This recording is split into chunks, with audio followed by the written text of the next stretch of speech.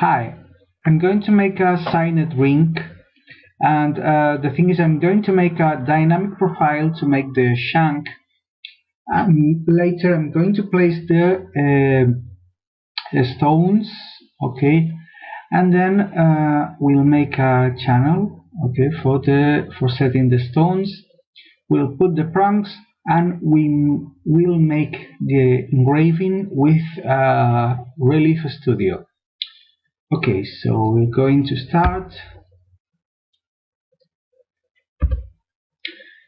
and I'm going to place the size of the ring. That will be a 7. Okay, and then I need to extrude this circle in order to be able to orient my profiles. I just need a very small surface, so I'm going to put a value of 0.01 millimeters. Okay, so I'm going to dynamic profiles and I'm going to place 4 profiles. Okay, so first I click the rail, then I click the surface to orient my profiles, and I place 4 profiles more. One of them is going there, more or less. I'll move them later in the right position. I want another one on the bottom of the ring, and then the last one will be placed in the other part. Okay, so now I'm going to start moving the profiles. I'm going to place this with a point on curve, okay, on the quadrangular.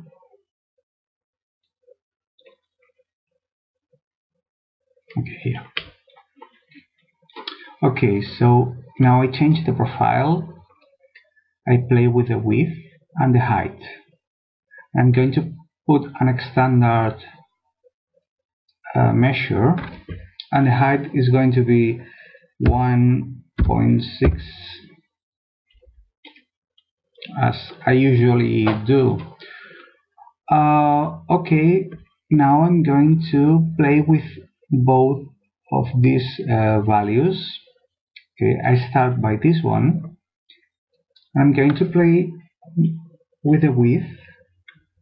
I'm going to put a measure of 6 millimeters. I'm going to change the profile. I'm going to put a height of 3 millimeters. Okay, and I'm going to copy these values for this one. So here I put 6 millimeters and a height of 3 millimeters. Good. Now I just need to play with the top profile, which is this one, changing the profile and put in a measure of 11 millimeters on the diameter and a height of 5 millimeters. Okay, so I'm going to be sure to ensure that these two profiles are more or less symmetric. Okay, so I'm going to move the other one, this one,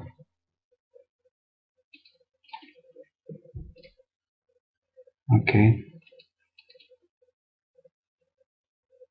and I'm moving up.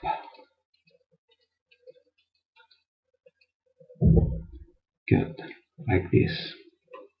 Okay, so our shank is ready. Now I'm doing a rectangle in order to be able to cut this top part.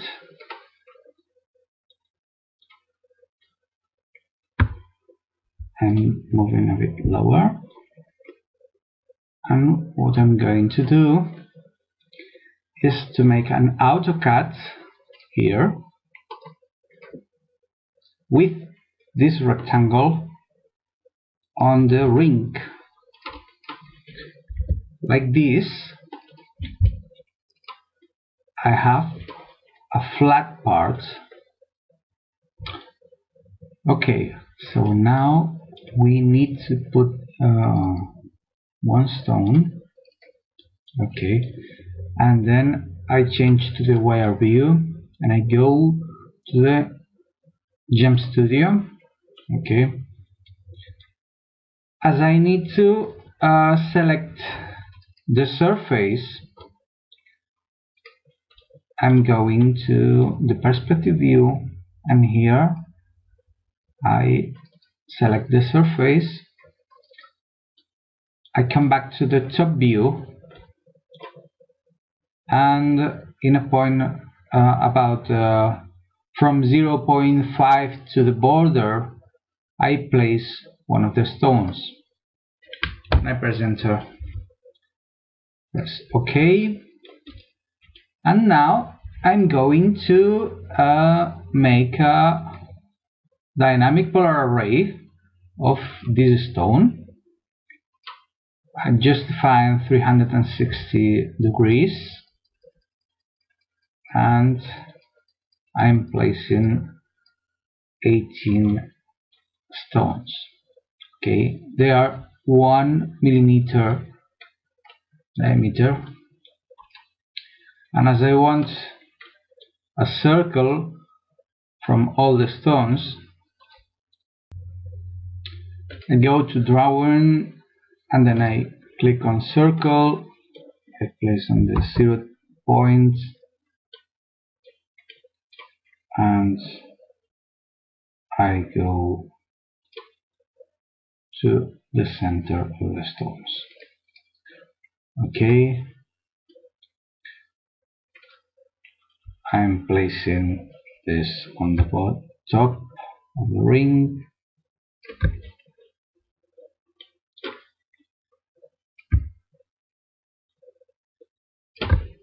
Okay, and I'm going to put the stones on the part that they go. Okay, a little bit lower from the top surface. Okay, so now I need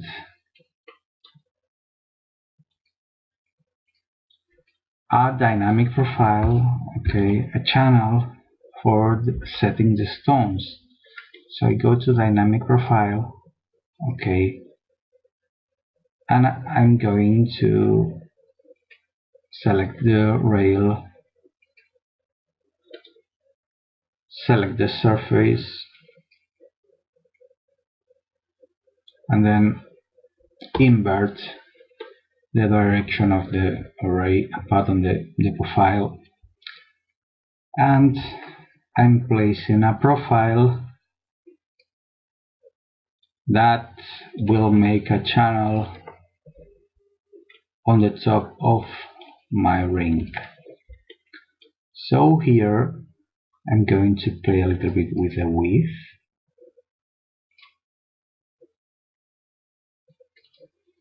and now I'm going to play with the height.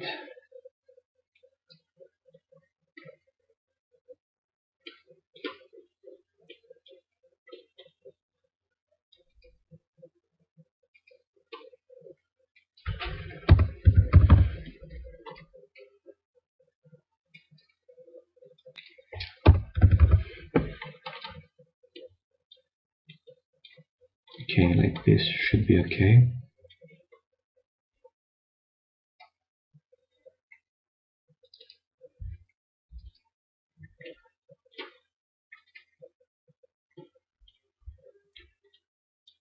Right, my profile is here. So I need to move it a little bit up, like this. And now I'm going to make the boolean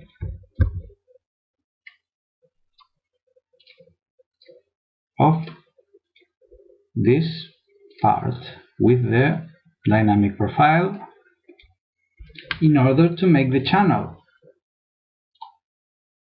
Okay, so now we have the channel and I'm going to put the prongs. So I go to the jewelry tab again, prongs, and I select one stone. I put the size of the prongs, that will be 0.4, rounded cap, and locking them, I'll rotate them to a position of 12.5.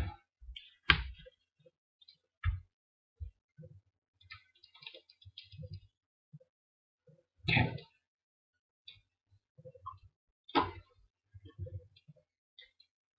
Okay, I'm going to move this bolt a little bit more to the inside, or maybe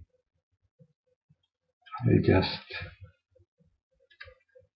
yeah, put them a little bit more inside the stone.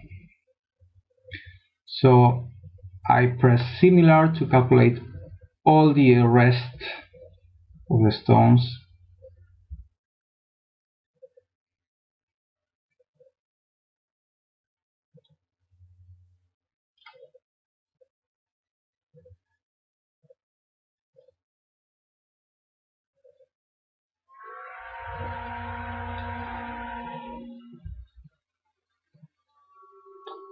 Okay, I press OK.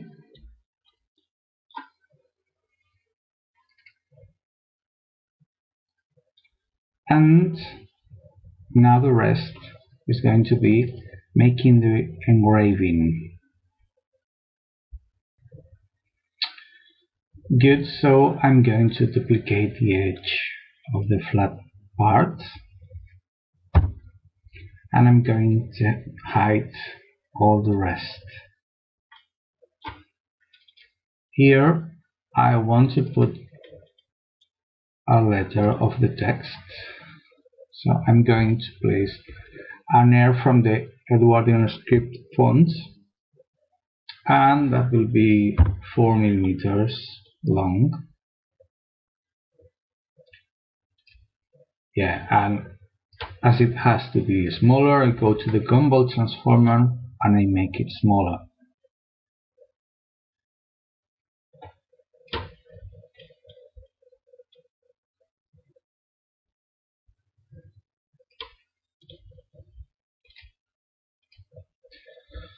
You need to see that we have some bows on the letter. That happens sometimes with some fonts. So what we're going to do to make it good is to explode the curve and then make a boolean deleting all the inputs. Okay, and I click outside, and then everything is correct. Good, I'm going to make a relief studio from the letter, and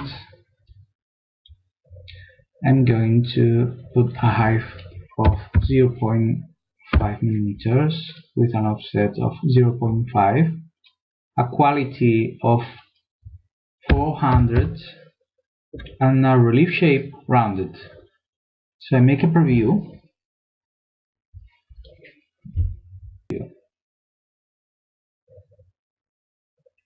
So you'll see, okay, it's a nice engraving.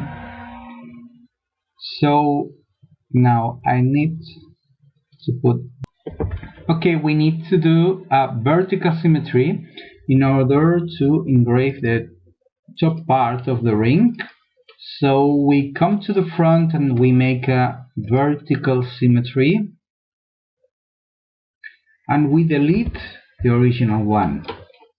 So now I'm moving up this part and I show all the rest.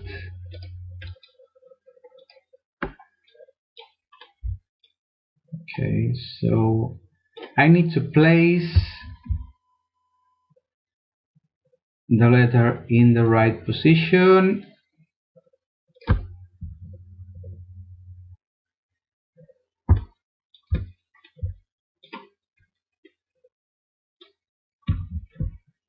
So I'm dragging the surface.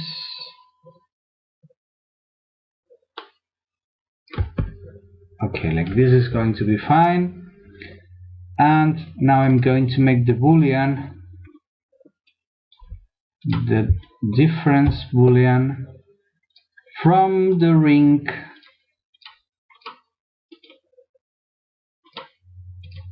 to the surface. I make a preview.